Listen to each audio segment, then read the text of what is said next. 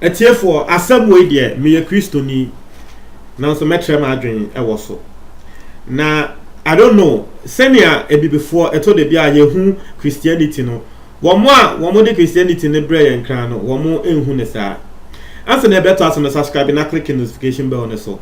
na we yan the latest news bi aba won sa e be kan na that screen ne so no akoya se wo bi abopa na ne bako awa abopa ne kra na se be won react some way na wo mo ya abopa no wo react some way akoya se wo bi akwa abrochire na wono okwa abrochire na nsen ya no wo ye ne ho hey man motherfucker man mu hu obi a no wo kasa ansem no wo bi a wono ya wono abrochire kra na nya sa wa wo ba na nsen e na wo be sa na ni nemu no eden e na ye ka na nsen ye nim se eye Kumawood actor a ye fe no Mebusem or trend pa na ni nemu no eye video bi a na nsen ababonten but sa de na ngasa no eye series a Salinko na produces a series no na sa series no ye e wo YouTube esanso wo YouTube media eya me follow e wo YouTube na for sa series no eye Mebusem play role to say Jesus Christ but for my say we address it in a way say you be who the set it no you show Jesus movie say na Jesus what dress no but what the current Ghana nyama and at say what they can ho what the year jokes no asresem na ye na ye hu sa videos ni bi e ma ye nia ya srepen asamaja mo ni post sa videos no UTV for Peace FM for tell go be posti sa videos na wo sha esre now I've seen a lot of scenes from that particular series it's here for a Christophobia sorry etia sa adie na Mebusem wo ye no de a Christopher no eka and they say Mebusem de wo ye no expensive joke na de wo ye no enye they say wo di Jesus Christ who fell and then some Christophobia sorry etia Mebusem. I've even heard from veteran Ghanaian musician I friend Emi Newman and also in some walker and they say oh adia Mebusem ya no Nyankopon betumi etia ne ka na say say when bisa Nyankopon ho kwan ansa wo ya Nyankopon betumi etia ne ka me say hey adai na Christopher to de bia ye ma Christosu no ye trin too much yetumi kan se ma say ye bi Nyankopon adwen ya say ye Nyankopon sabe Nyankopon winti ye ni pekra ne ye hu se ni pakono agro no de ye hu se ni pakono jokes ye hu se agro it will better them say Nyankopon won hu se sebe de Mebusem wo ye no agro na adena na Christopher to de bia yetumi oh Erade Yesu Kristo eto de bia Kristo ni to me ka sem ene Nyankopon betia o ka wa ade o ye no wenja ya Nyankopon betia o ka tese na atwom sem kwa ase omo ye Nyankopon ase wo munim Nyankopon adwen mi kei unim se bia Nyankopon ka na e de idea no e ma director no say director no on direct ya branch we ma won act say because in the end say Kumawood movie scene no atofom Mebusem o ye actor ye nya ye tene nka che o sha se wo ye this kind comedies no etiefo ni din abasro Mebusem ye obi a wono so ye Kristo ni pa na mutie ni din Mebusem edin Mebusem na ye de ato ne so no bisa ho se de ntia ene ye de ato ne so e ba Bible mu a wonim Bible mu to me quote Bible san especially Proverbs then you say Proverbs no o convert abatwe a enu din Mebusem ite ho na Kumawood for na nkasa sha se wo mo friend Mebusem because wonu wo ye obi a we see Bible no because ye Kristo ni we see Bible no to the extent say woni dey kasa obo say we yi verse bi ama we yi Mebusem baako nchichemu mienu that say we yi verse bi ama ntia ho na be dane ni din a ye friend Mebusem itu onu say we ye obi a we ye Kristo ni a woni Bible mu na mo be timi adanse say Mebusem say Kumawood movie scene eto ofom no Mebusem yetene nka che last be woni nkasa lewe nkenya ntokwa say wo mo hyehyɛ ase na te say wo mo blacklisting no ba Nyankopon ahye ne bo say Nyankopon be ma ne din asanso pagya biom na Mebusem yes wo ye this Kumawood movies no and wo yes wo ye this Jesus series no and ne din asanso pagya biom It's day and ebema wo who say ebia nyankopon na wade saa di we ato kwan so amano so obema ne din pagya biom na ende ne din pagya Christopher ma sorry a mo ko etia mebusemi adan na Christopher yete saa adan where is our sense of humor adan it yen hu ni say nipa na ya agro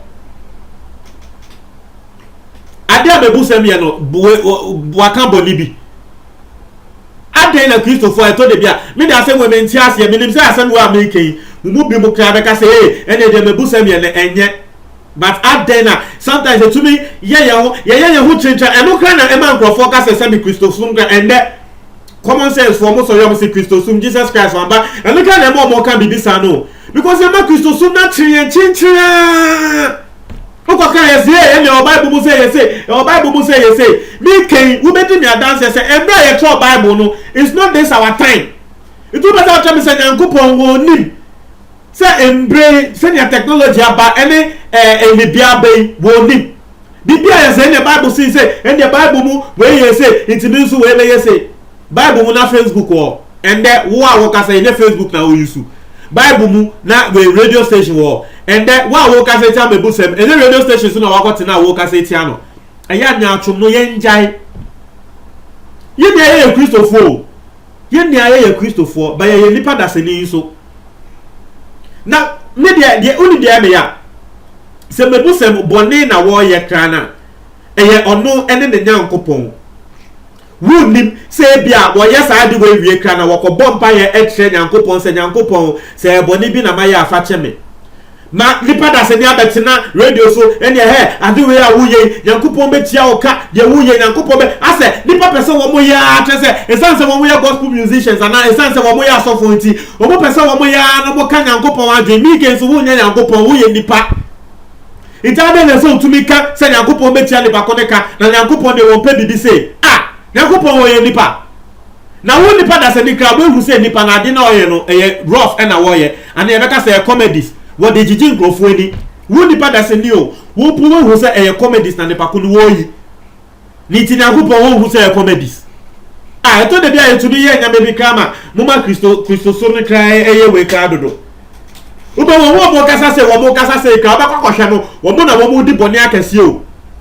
wo mu na wo mu di bone akese na wo ma babonten ebe kaseti ankrofo sa Christosum sa maybe yi adowa ehia oche ye nia sa na yete Christopher ye na ye hesuma se ni edibone ye hesuma se wo bi ko so ade ye tan no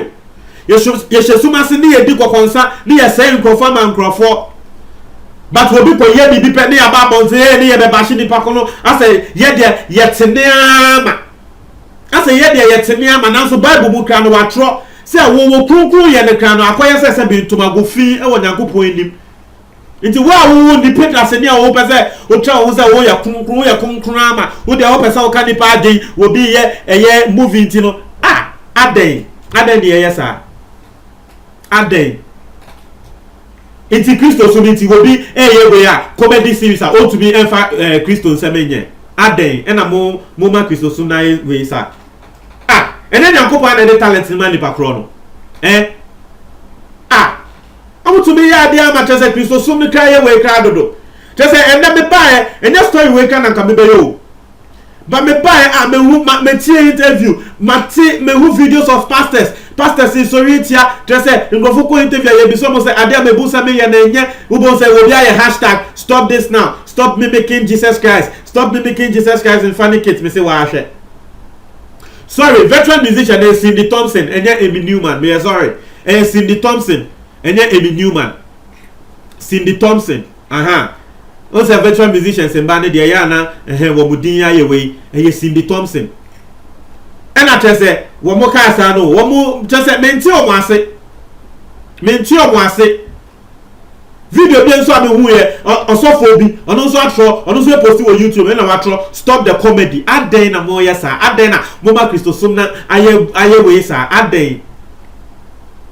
wo mo de Christosum no mo yen Ghana for yen sebe ye wo yen ebibifo ye wo yen not sebe enye Christo yen lim Christo ebibifo the race black e sha ase ni yen Christo e ya brofofo ne na ba na tese Christosum mo de bre yen na yehu say okay Kristo no nyankopɔn bi a wɔso enti yɛn ya bosomfoɔ no yɛbɛgya wɔn ato hɔ ne yakɔfa Kristo na wɔn a wɔn bɛkyerɛ yɛn Kristo som ne kra na akɔyɛ sɛ yɛ kra yɛ pɛ sɛ yɛkyerɛ wɔn sɛ yɛlim Kristo som ne kra ɛkyɛn wɔn a wɔn de Kristo som ne brɛ